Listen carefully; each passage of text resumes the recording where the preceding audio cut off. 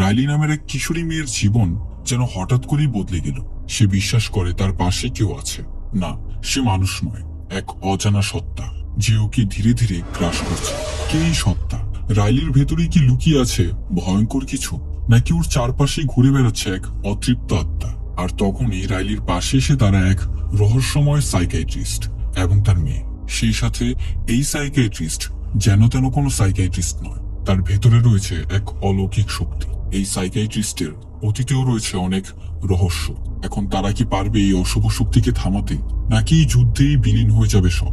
এই সম্পূর্ণ ঘটনা জানতে হলে আপনাদের দেখতে হবে 2025 সালে রিলিজ হওয়া মুভি ইট ফিটস। এ এক এমন সিনেমা যেখানে ভয় শুধুই চমকে ওঠার নয়, ভয় এখানে ধীরে ধীরে আপনাকে গ্রাস করে। সেই সাথে মুভির এন্ডিং আপনাকে চমকে দেবে।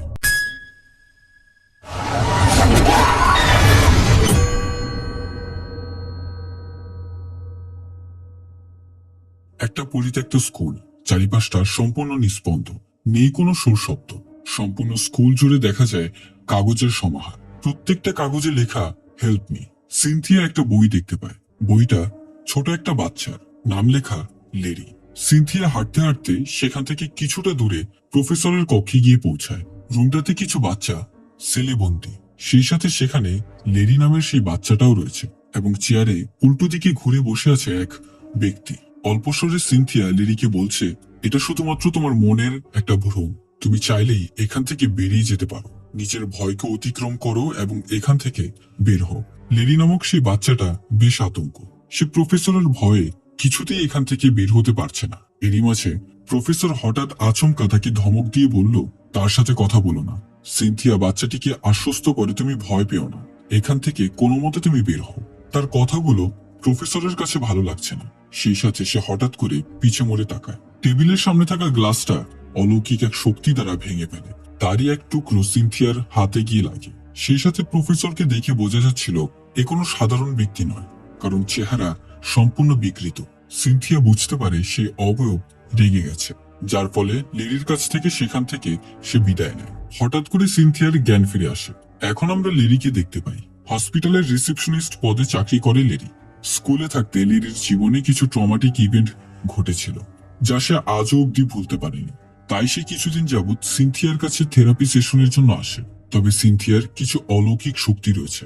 এই শক্তিগুলো সে বংশগতভাবেই পেয়েছে, যেমন সে অতিপ্রাকৃত অবয়বদেরকে দেখতে পায়। সেই সাথে তার বিশেষ কিছু শক্তির দ্বারা মানুষের মস্তিষ্কের গভীর অংশে, যেমন সাবকনশিয়াস মাইন্ডে প্রবেশ করতে পারে, যা কোনো সাধারণ মানুষের পক্ষে সম্ভব নয়। তার এই অলৌকিকত্ব যেমনটা গড গিফটেড, ঠিক সেই সাথে এর কিছু নেগেটিভ দিকও রয়েছে। যদি সে কারো মানুষের ইনার মাইন্ডে প্রবেশ করে এবং সেখানে গিয়ে নিজের কোনো ক্ষতি করে ফেলে, বাস্তবেও তার শরীরে ঠিক একই আঘাত পাবে, যেমনটা দেখা যায় তার হাতের মধ্যে। লেরির সাবকনশিয়াস মাইন্ডে প্রবেশ করার পর সেখানে সে কাচের টুকরো দ্বারা আঘাত পেয়েছিল, যা কিনা বাস্তবেও প্রতিফলিত হয়েছে। সজ্ঞানে আসার পর সিনথিয়া তার রুমে গিয়ে পৌঁছায়। প্রতিবারই এই কাজটা করার পর সে প্রচন্ড টায়ার্ড হয়ে পড়ে। কিচেন রুমে গিয়ে সেখানে বসে পড়ে এবং লেরির সেই কেসটা নিয়ে ভাবছে। সিনথিয়ার একমাত্র মেয়ে জর্ডান সেখানে এসে পৌঁছালে সিনথিয়া তাকে জিজ্ঞেস করে, তুমি একটু লেরির সম্পর্কে খোঁজ নাও। ক্লাস 4 থেকে ক্লাস 8 অব্দি তার স্কুলে স্পোর্টস টিচার কে ছিল। জর্ডান লেরির কাছে গিয়ে পৌঁছায়। সেখানে তাদের মাঝে কিছু টুকটাক কথা হয়। তারই মাঝে লোকটা তার কাছে জানতে চায়, তোমরা এই বিষয়গুলো প্রকাশ করছো না কেন? এইভাবে তো তোমরা আরো অনেক মানুষকে সাহায্য করতে পারবে। জর্ডান জানায়, এখানে অনেক বিষয় রয়েছে। সেই সাথে বাইরের জগতে আমার মা শুধুমাত্র একজন সাইকিয়াট্রিস্ট, এছাড়া কিছুই না। কৌতূহল বশত লেরি তাকে জিজ্ঞেস করে, এই আধ্যাত্মিকতার বিষয়টা কি তোমাদের বংশ থেকে এসেছে, নাকি শুধু তোমার মাই এমনটা পারে? জর্ডান এই উত্তরে জানায়, তার বাবা এবং তার মা উভয়ই এই আধ্যাত্মিক শক্তির অধিকারী। লেরি যখন জানতে চায় যে সে পারে কিনা, এর উত্তরে জর্ডান জানায় সে সবেমাত্র শিখছে, তবুও এখনো অব্দি তার মায়ের মতো হতে পারেনি। কথোপকথনের এক পর্যায়ে হঠাৎ দরজায় কি যেন নক করল। বাইরে বৃষ্টি হচ্ছে। হলুদ ড্রেসে লাল রেইনকোট পরিহিত এক ছোট মেয়ে তাদের ঘরে প্রবেশ করার জন্য ব্যাকুল হয়ে পড়েছে। সে বলছে সিনথিয়ার সাথে সে ইমিডিয়েটলি দেখা করতে চায়। জর্ডান বলে, আজকে তো মায়ের সম্ভবত কোনো ক্লায়েন্ট আর আসার কথা নয়। মেয়েটা জোরালো কণ্ঠে বলতে লাগলো, আমার এখনই দেখা করতে হবে, যে কোনো উপায়ে তার সাথে আমার দেখা করতেই হবে। আমি এখানে একটা বিপদে পড়ে এসেছি, তাড়াতাড়ি করুন, না হলে আমার বাবা চলে আসবে। আমি আমার বাবার চোখ ফাঁকি দিয়ে এখানে চলে এসেছি। জর্ডান তার পরিস্থিতি কিছুটা বোঝার পর তাকে ঘরে জায়গা দেয় বসার জন্য। আজ আপনাদের সাথে আমি এমন একটি অ্যাপ নিয়ে কথা বলতে চাই যার নাম OneXBet। এটি অত্যন্ত বিশ্বস্ত বুকমেকার অ্যাপ। PSG এবং সিরিয়ার মতো বড় বড় টিম এই অ্যাপের স্পন্সর। আগামী 22 মার্চ থেকে শুরু হচ্ছে IPL, আর সেই উপলক্ষে এই অ্যাপে চলছে ইন্ডিয়ান লিগ ইভেন্ট, যেখানে মাত্র 380 টাকা খরচ করে আপনি জিততে পারেন 1 কোটি টাকা পর্যন্ত। এখানে আপনি লাইভ ম্যাচের রেজাল্ট দেখতে পারবেন এবং ম্যাচটি লাইভ দেখতেও পারবেন। আপনি চাইলে স্কোর প্রেডিক্ট করে বাজিও ধরতে পারবেন, যেমন কোন দল জিতবে, কত রান হবে, কি সর্বোচ্চ রান করবে। এছাড়াও আপনি জিততে পারেন BMW গাড়ি, আইফোন, ল্যাপটপ সহ আরো অনেক আকর্ষণীয় পুরস্কার। এছাড়াও এখানে আছে ক্র্যাশ গেম, যত উপরে প্লেন যাবে আপনার জেতার টাকাও তত বাড়বে।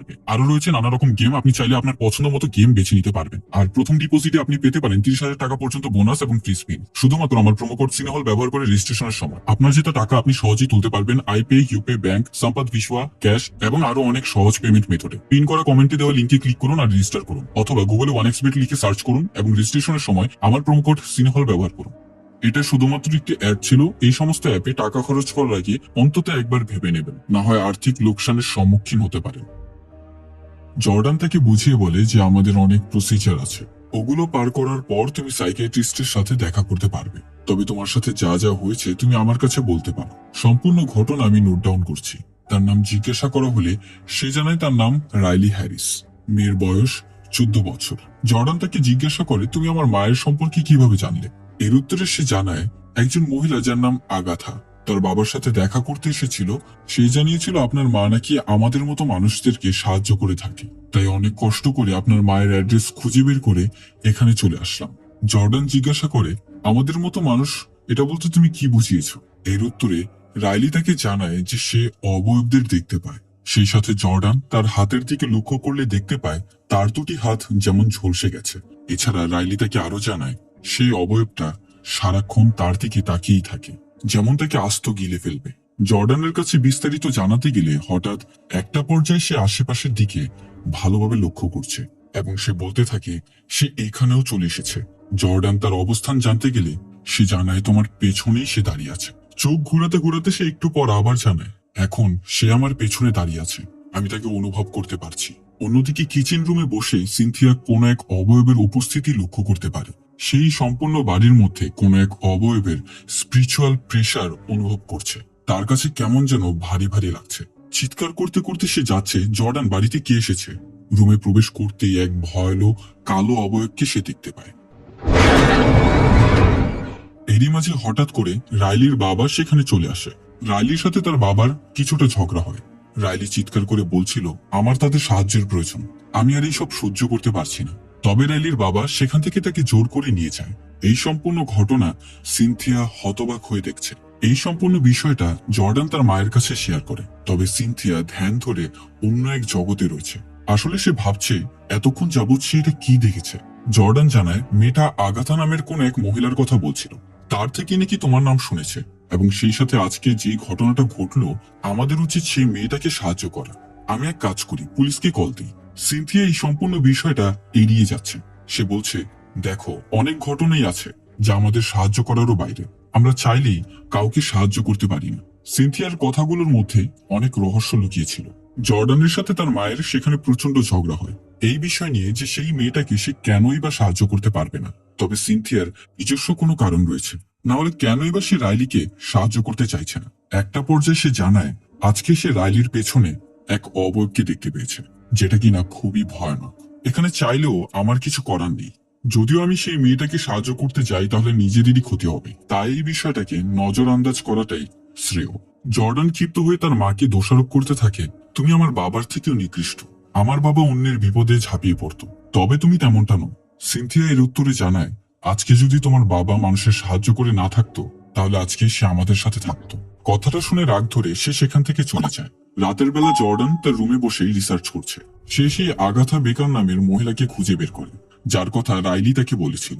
হঠাৎ রুমের মধ্যে সিনথিয়া চলে আসলে সে সেই বিষয়টা লুকিয়ে ফেলে। জর্ডান সিনথিয়ার কাছে জানায় সে লেডির কেসটা নিয়ে একটু ঘাটাঘাটি করছিল এবং যে টিচারের কথা তুমি জানতে চেয়েছিলে তার অ্যাড্রেস আমি খুঁজে পেয়েছি। সিনথিয়া জর্ডানকে মনোযোগ দিয়ে কিছু কথা শুনতে বলে। সে তার কাছে প্রকাশ করে এই সমস্ত কেস থেকে যেন সে দূরে থাকে, কেননা সে শুধুমাত্র মানুষদেরকে থেরাপি দিয়ে থাকে, এর বাইরে কিছুই না। এক্সাম্পল হিসেবে ধরো আমি মেয়েটাকে সাহায্য করতে গেলাম, যদি মেয়েটার কোনো ক্ষতি হয়ে যায় এটা কি বহির্বিশ্ব মেনে নেবে?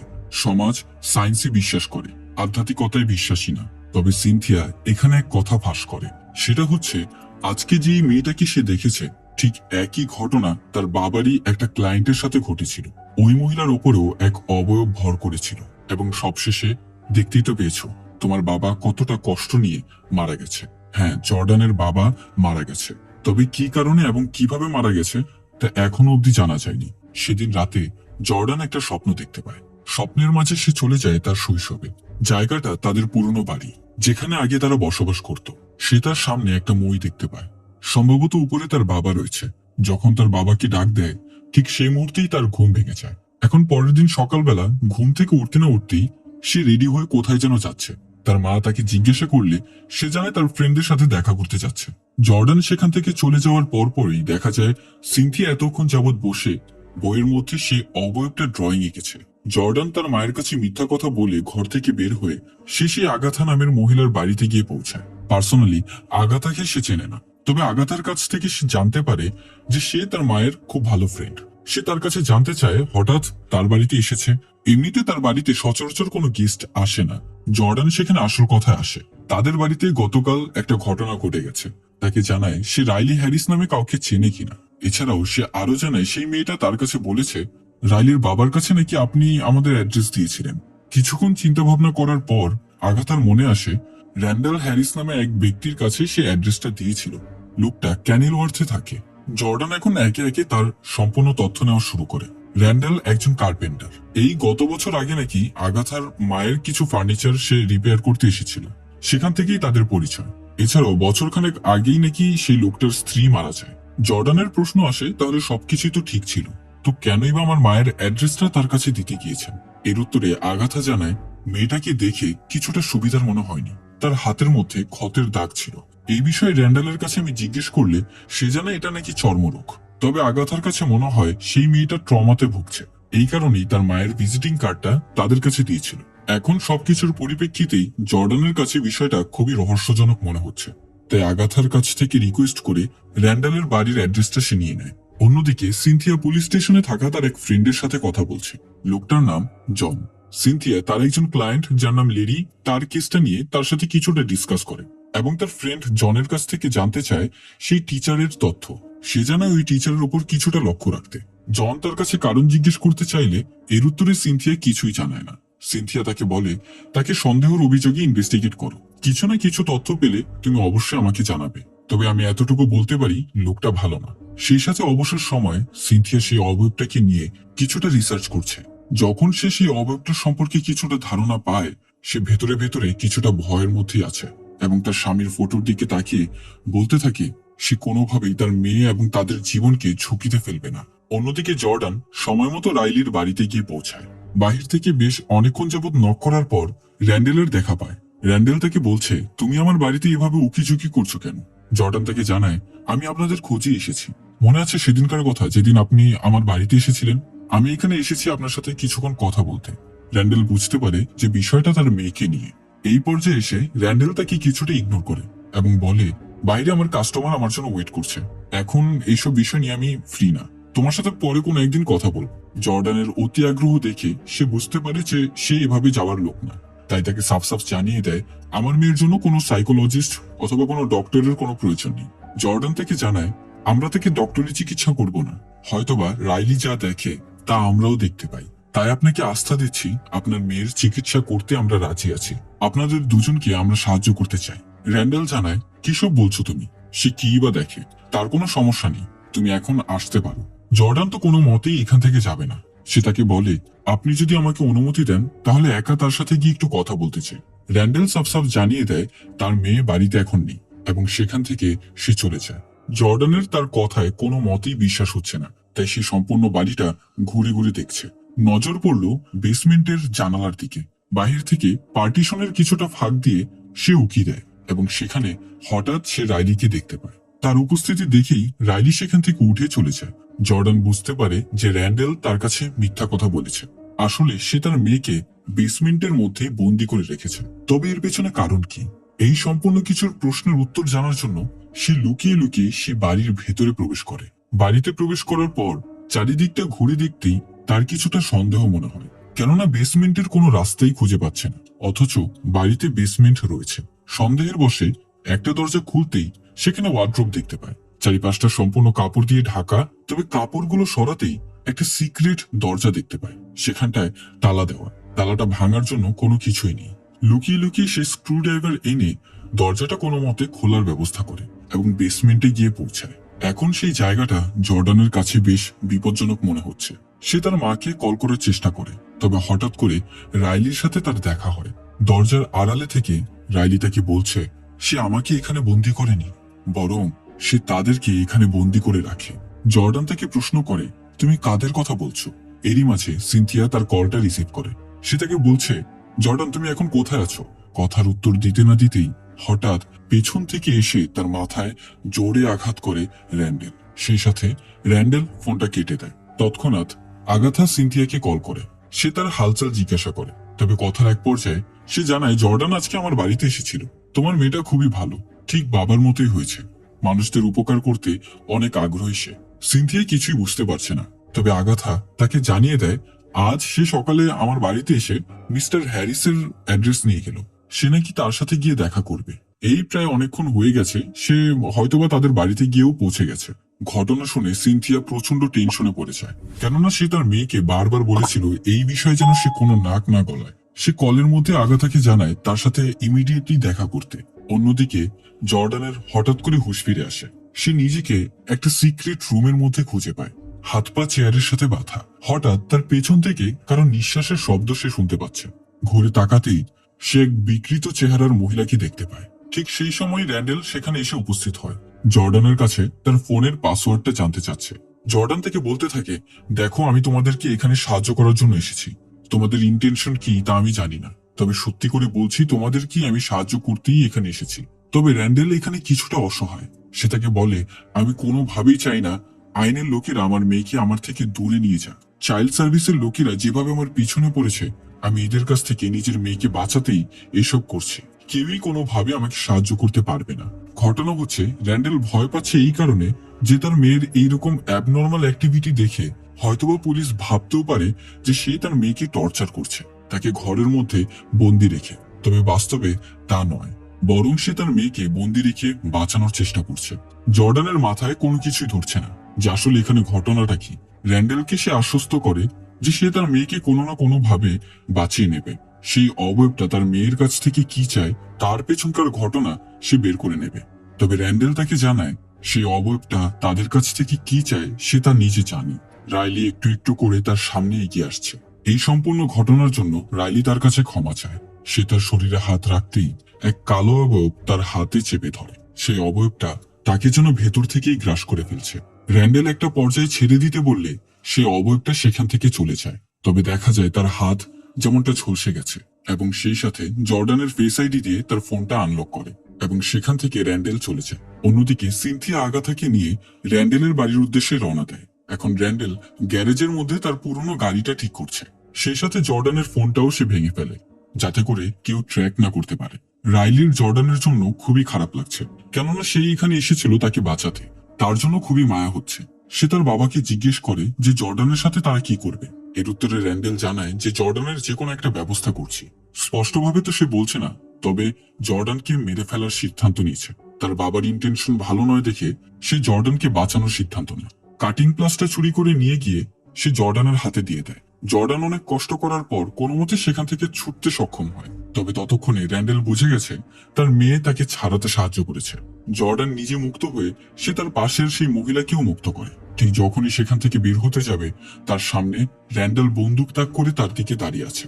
সেই মুহূর্তে পথের বাধা হয়ে আসে রাইলি। সে জর্ডানকে বাঁচানোর জন্য তার সামনে গিয়ে দাঁড়িয়ে পড়ে এবং তার বাবার সাথে তর্ক করতে থাকে, তুমি আমার জন্য আর কতগুলো মানুষকে টর্চার করবে, এখন তো এসব ছেড়ে দাও। তবে র্যান্ডেল তার কোনো কথা শুনতে চাচ্ছে না। সুযোগ বুঝেই সেই মহিলা এসে র্যান্ডেলের উপর ঝাঁপিয়ে পড়ে এবং ভুলবশত বন্দুকের ট্রিগারে চাপ পড়ে যায়। সেই সাথে গুলিবিদ্ধ হয় রাইলি। গুলিটা সোজা তার গলায় গিয়ে লাগে। জর্ডানের কোলে লুটিয়ে পড়ে রাইলি। আচমকা জর্ডানের অস্বস্তি লাগা শুরু হয়। জর্ডান দেখছে চারিপাশটা সম্পূর্ণ অন্ধকার এবং দেখতে পায় সেই কালো অবয়বকে। সে অবয়ব যেমন জর্ডানের ওপর ভর করছে, সেই সাথে নানা ধরনের ভিশন দেখা শুরু করে। একটা পর্যায়ে গিয়ে সবকিছু ঠিক হয়ে যায়। র্যান্ডেল ততক্ষণে সেই মহিলাকে খুন করে ফেলে। সব ঠিক হয়ে যাওয়ার পর তৎক্ষণাৎ সেখান থেকে জর্ডান উঠে বাইরের দিকে চলে যায় এবং রাস্তায় তার মায়ের সাথে দেখা হয়। র্যান্ডেল তখন ধরা পড়ে যাবে বিধায় সেখান থেকে তার মেয়ের ডেড বডিটা রেখেই পালিয়ে যায়। তৎক্ষণাৎ সিনথিয়া জর্ডানকে নিয়ে পুলিশ স্টেশনে চলে যায়। সেখানে তার জনের সাথে কথা হয়। জন ইতিমধ্যেই সেখানে সার্ভিলেন্সের একটা টিম পাঠিয়ে দেয়। সেই বেসমেন্ট থেকে তারা রিসার্চ করে যা জানতে পারে, সেখানে আরো কয়েকজনের মরদেহের অংশবিশেষ পাওয়া গেছে। ইনভেস্টিগেশনের এক পর্যায়ে তারা জানতে পারে যে র্যান্ডেলের টার্গেট হচ্ছে যে সমস্ত মানুষেরা সমাজের বাইরে থাকে, মানে যাদের কোনো ফ্যামিলি নেই, এই সমস্ত মানুষদেরকে সে টার্গেট করত এবং এই বেসমেন্টে নিয়ে এসে টর্চার করত। তবে কি কারণে সে এই কাজগুলো করত তা এখনো জানা যায়নি। এখন জর্ডানকে পুলিশ স্টেশনে জিজ্ঞাসাবাদ করা হচ্ছে। সেখানে তাকে প্রশ্ন করে তার হাতের মধ্যে এমনটা কিভাবে হয়েছে। এর উত্তরে সে জানায় তার কোনো কিছু মনে নেই, তখন সে অজ্ঞান ছিল। তবে এখনো তার মাথায় কিছুটা সমস্যা হচ্ছে। স্টেটমেন্ট দেওয়ার একটা পর্যায়ে হঠাৎ জর্ডান সে অবয়বকে দেখতে পেয়ে প্রচন্ড ভয় পেয়ে যায়। মুহূর্তের মধ্যেই সেখান থেকে উধাও। এর পরবর্তীতে জর্ডানকে বাড়িতে নিয়ে যাওয়া হয়। সেখান থেকে বেঁচে ফেরার পর জর্ডান তার মাকে জড়িয়ে ধরে কান্না করতে থাকে। সে ভেবেছিল হয়তো তার মায়ের সাথে আর কোনোদিনই দেখা হবে না তার। সিনথিয়া জর্ডানের উপর প্রচন্ড রেগে যায়, কেননা সে বলেছিল এই ঘটনা থেকে সে যেন দূরে থাকে। সে পুনরায় তার বাবার মতো একই কাজ করেছে। এখন জর্ডান সম্পূর্ণ সত্য কথা তার মায়ের কাছে শেয়ার করে, যে আসলে সেই বাড়িতে তার সাথে কি কি হয়েছে। সে জানায় রাইলি যখন মারা যায় তার ভেতরের সেই পৈশাচিক আত্মা তার শরীরের ভেতর প্রবেশ করেছে। এখন সেই অবয়বটাকে দেখতে শুরু করেছে। জর্ডান তার মায়ের কাছে রিকোয়েস্ট করতে থাকে যেন সে তার মাইন্ডের ভেতরে প্রবেশ করে। সিনথিয়া তার এই সম্পূর্ণ কথায় একটুও বিশ্বাস করছে না। তার কাছে মনে হচ্ছে সে শুধুমাত্র হ্যালুসিনেট করছে। তবে জর্ডান তার মায়ের দিকে প্রশ্ন ছুড়ে দেয়, তাহলে আমার হাতে এই চোটগুলো কিভাবে আসলো? সে বলে, তুমি আমার মাইন্ডের ভেতরে কেন প্রবেশ করতে চাচ্ছ না? সেখানে আমাদের অতীতের ঘটনাগুলোর মুখোমুখি হতে হবে বলে? তুমি আসলেই একটা কাওয়ার্ড। কথাটা বলেই জর্ডান সেখান থেকে চলে যায়। পেছন থেকে আগাথা সম্পূর্ণ কথোপকথন শুনতে পায়। জর্ডান সেখান থেকে চলে যাওয়ার পরে আগাথা তাকে বলতে থাকে, অতীতে তুমি এর থেকেও আরো বেশি কিছু সাফার করে এসেছো, তো এখন সমস্যাটা কোথায়? তোমার মেয়েকেই তো তুমি সাহায্য করবে। ভয় না পেয়ে তার পাশে দাঁড়াও, তাকে সাহায্য করো। একটা পর্যায়ে সিনথিয়া নিজের মনকে শক্ত করে রাজি হয়। সেই সাথে আগাথাকে জানায়, যদি আমার অবস্থা বেশি খারাপ হতে থাকে তাহলে অবশ্যই তুমি আমাকে জাগিয়ে দেবে। এই বলে সে জর্ডানের মাইন্ডে প্রবেশ করে। জর্ডানের মাইন্ডে প্রবেশ করার পর সর্বপ্রথম সে পৌঁছায় একটা হসপিটালের বাইরে।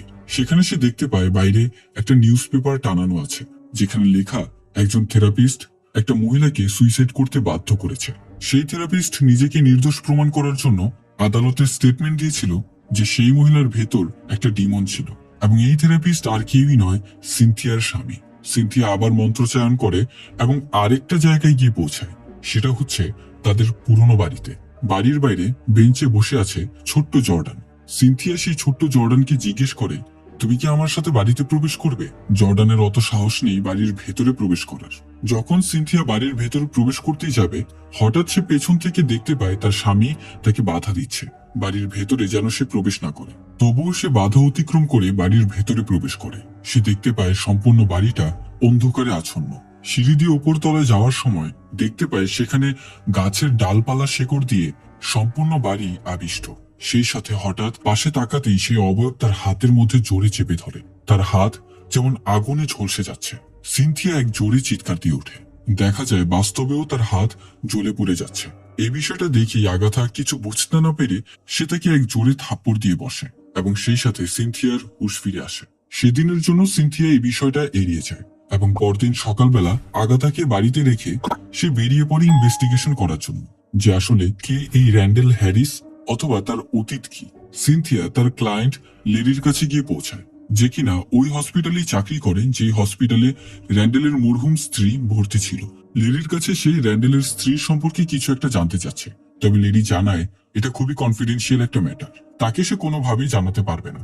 তবু যেহেতু তার সাথে পার্সোনালি খুব ভালো একটা সম্পর্ক, সেই বিধায় সে তাকে সম্পূর্ণ ডিটেলস দিয়ে দেয়। র্যান্ডেলের স্ত্রীর নাম ছিল সামান্থা হ্যারিস। তার রোগের ধরন ছিল সে মানুষের মাংস খেত, যেটা কিনা খুবই রেয়ার একটা কেস। ডক্টর উইটেকার এই কেসটা হ্যান্ডেল করেছিল। তার কাছ থেকে সিনথিয়া ডক্টর উইটেকারের অ্যাড্রেসটা নিয়ে তার বাড়িতে চলে যায়। সিনথিয়া ডক্টর উইটেকারের কাছে সামান্থা হ্যারিসের সম্পূর্ণ ঘটনা জানতে চাচ্ছে, তবে ডক্টরও একই কথা বলছে, এই বিষয়টা সম্পূর্ণ কনফিডেন্সিয়াল। তবে সিনথিয়া তাকে জোরাজুরি করে যে তার ক্লায়েন্টেরও ঠিক একই ধরনের রোগ। বেশ অনেকক্ষণ চিন্তা ভাবনা করার পর এবার ডক্টর উইটেকার মুখ খোলে। সামান্থা হ্যারিস ছিল একজন হিউম্যানিটেরিয়ান নার্স, বলা যায় সরকারের পক্ষ থেকে যেমন বিভিন্ন গ্রামাঞ্চলে সেবা দেওয়া হয়ে থাকে, ঠিক সেই নার্স ছিল সামান্থা হ্যারিস। প্রায় সময় তার এই চাকরির সুবাদে বিভিন্ন দেশে ট্রাভেল করতে হতো। এমনই একদিন সামান্থাকে তার স্বামী এবং তার মেয়ে এখানে নিয়ে আসে। সেই সাথে তাকে হসপিটালের মধ্যে অ্যাডমিট করা হয়। আশ্চর্যের ঘটনা হচ্ছে, হসপিটালে অ্যাডমিট করার 2 সপ্তাহ পর হঠাৎ করেই তার অস্বাভাবিকভাবে চুল পড়তে শুরু করে। এরপর তার দাঁত, এরপর তার নখগুলোও আস্তে আস্তে ঝরে পড়তে থাকে। দেখে যেমনটা মনে হচ্ছিল, তার দেহ আস্তে আস্তে পচন ধরছিল। সেই সাথে তার ব্যবহারের মধ্যে অস্বাভাবিক পরিবর্তন দেখা যায়। সিনথিয়া জানায়, আপনার সাথে তার কি কথোপকথন হয়েছিল? ডক্টর উইটেকার বলছে, তখন প্রায় 3 সপ্তাহ হয়ে গেছে। আমি কোনো কিছুতেই বুঝে উঠতে পারছিলাম না যে এই পেশেন্টের সাথে কি হচ্ছে। কেননা গত 40 বছরেও আমি আমার ক্যারিয়ারে জীবনও এমন ঘটনা কখনো দেখিনি। এবং সেদিনই ছিল প্রথমবার যেদিন আমি সায়েন্সে বিশ্বাসী একজন কঠোর মানুষ হঠাৎ করে অলৌকিক জিনিসে বিশ্বাস করতে শুরু করি। সেদিন সে আমাকে হঠাৎ করে কাছে ডাকতে শুরু করে এবং ফিসফিস করে বলছিল, কিছু একটা আমাকে ধরেছে। সে এখন আমাদের পাশেই আছে। সে খুবই ক্ষুধার্ত। তুমি কি তাকে দেখতে চাও? সে তার হাত আমার দিকে বাড়ায় এবং যখন সে আমার হাতে স্পর্শ করে, সেদিন সায়েন্স আমার কাছে ভিত্তিহীন হয়ে পড়ে। যখন সে আমার হাতে স্পর্শ করেছিল, আমার মনে হচ্ছিল যে কোনো এক অজানা শক্তি আমার শরীরের ভেতর থেকে আমার আত্মাকে শুষে নিচ্ছে। এবং আমি এটা বুঝতে পারি যে তাকে এই পৃথিবীর কোনো মেডিসিনই ঠিক করতে পারবে না। সেই সাথে ডক্টর উইটেকার তার হাতের অবস্থা দেখায়। আজও অব্দি তার হাত থেকে সেই দাগটা যায়নি। ডক্টর উইটেকার তাকে জানায়, তোমার ক্লায়েন্টেরও যদি ঠিক এমনই অবস্থা হয়ে থাকে, তাহলে আমি বলবো একমাত্র তোমার মতো সাইকিকই তাকে সাহায্য করতে পারবে। এই বিষয়ে আমি কোনো রকম হেল্প করতে পারবো না, কেননা আমি ব্যর্থ হয়েছি। অন্যদিকে দেখা যায় বাড়ির বাইরে পুলিশ গার্ড দিচ্ছে। জর্ডান তার রুমের মধ্যেই ঘুমাচ্ছে। সে আবারও সেই একই ভিশনস দেখতে পায়। সে তাদের ছোটবেলার সেই পুরনো বাড়ির মধ্যে রয়েছে এবং মইয়ের কাছে গিয়ে পৌঁছাতেই উপর থেকে এক কণ্ঠ ভেসে আসে, আমাকে খাবার দাও। ছোট্ট জর্ডান তাকে না জানায় এবং সেই সাথে সেই উপর থেকে কিছু গাছের শিকড় এসে তাকে টান দিয়ে ভেতরে নেওয়ার চেষ্টা করে। স্বপ্নটা দেখে জর্ডানের ঘুম ভেঙে যায়। সেই সাথে হঠাৎ করে তার রুমের দরজাটাও খুলে যায়। বাহির থেকে কোনো এক অজানা শব্দ ভেসে আসছে। বাড়িটাতে সে চেক করতে গেলে আমরা লক্ষ্য করতে পারি যে জর্ডানের পেছনে সেই কালো অবয়বটা দাঁড়িয়ে আছে। যখন সে কিচেন রুমে গিয়ে পৌঁছায়, সে তার মায়ের আর্ট করা ড্রয়িংটা দেখতে পায়। সামনে তাকাতেই দেওয়ালে দেখতে পায় সেই অবয়বের হাত। ঠিক তখনই পেছন থেকে মাথায় আঘাত করে র্যান্ডেল।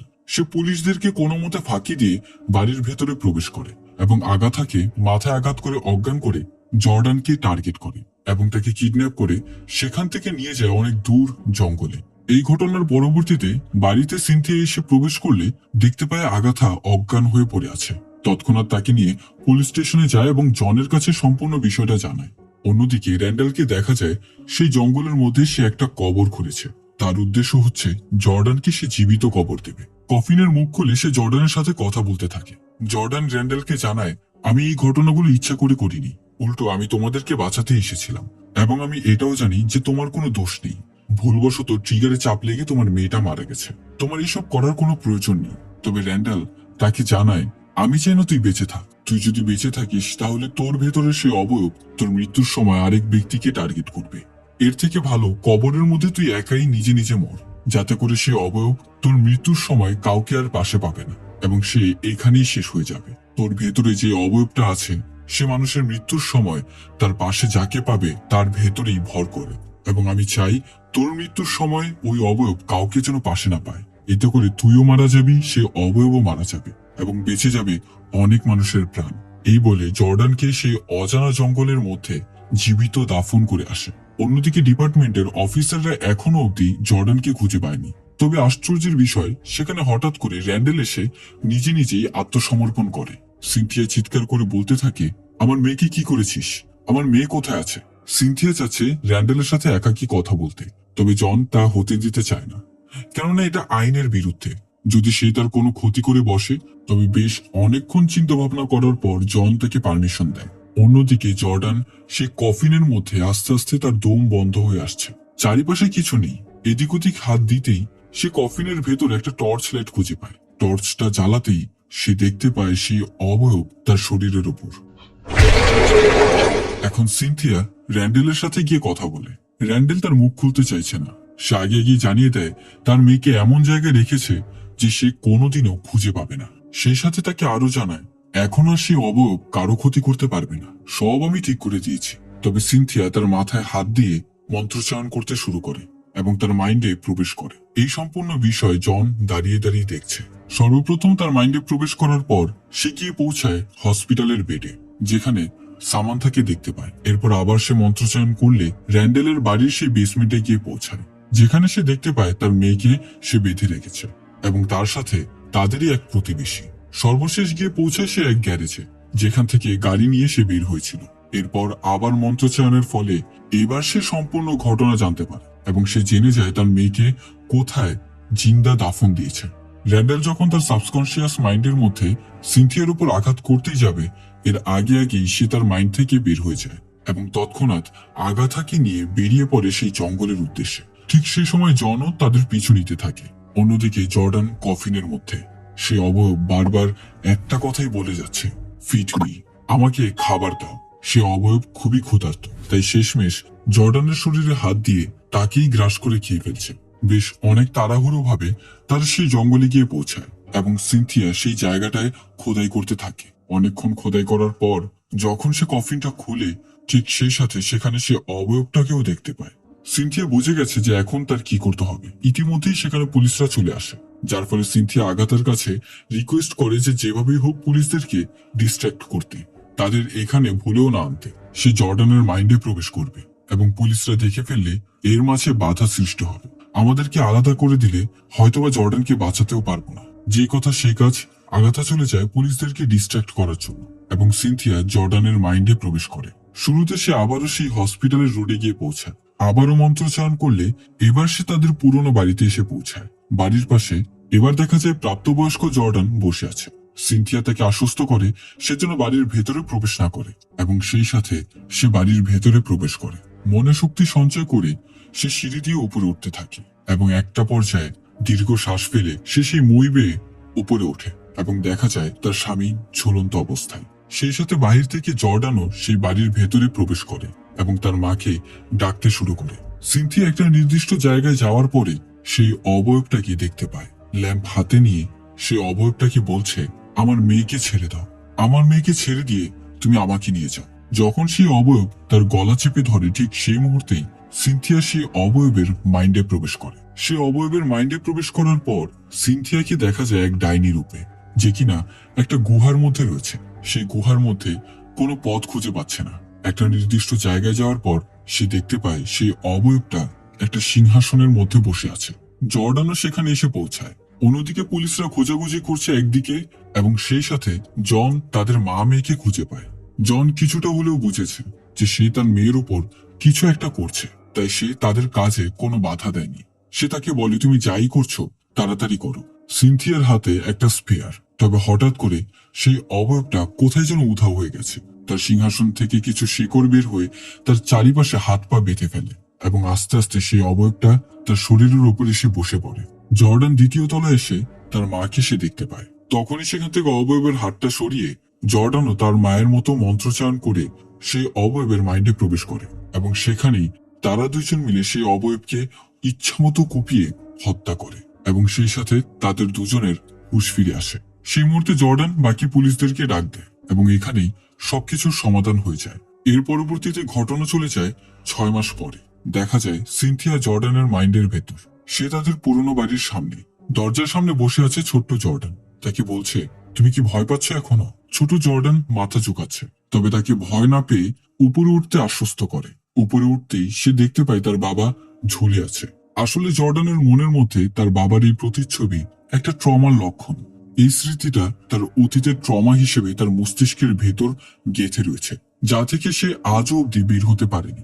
তবে তার মায়ের সাহায্যে আজকে তার বাবাকে সেখান থেকে মুক্ত করে এবং এই দুই মা মেয়ে সেই অবয়ব থেকেও এবং তাদের পুরনো পাস্ট থেকেও রিকভার করতে সক্ষম হয়। ঠিক সেই সাথে শেষ হয় ইট ফিটস মুভিটি। তো কেমন লাগলো সম্পূর্ণ মুভিটি তা অবশ্যই কমেন্ট সেকশনে কিন্তু জানাতে ভুলবেন না। তাছাড়া এই মুভি রিলেটেড কোনো প্রশ্ন থেকে থাকলে তা অবশ্যই কমেন্টে জানাবেন।